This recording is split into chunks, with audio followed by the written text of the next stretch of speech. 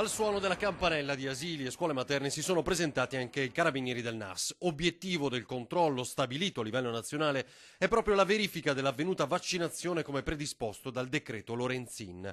Nelle ore in cui, tra l'altro, il nuovo esecutivo Lega 5 Stelle fa retromarcia e cancella l'emendamento che dava il via libera anche ai bimbi Novax negli istituti italiani.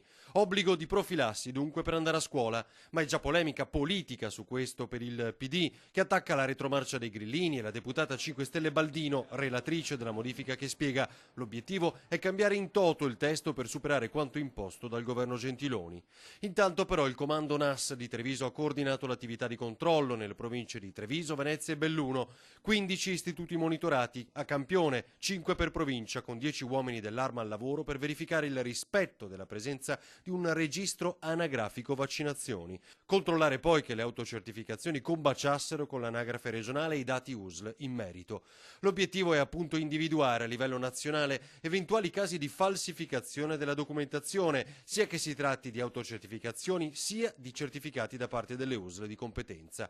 I controlli, secondo quanto si apprende, sono partiti già da ieri in nidi e materne e proseguiranno nei prossimi giorni anche negli altri istituti scolastici selezionati a campione.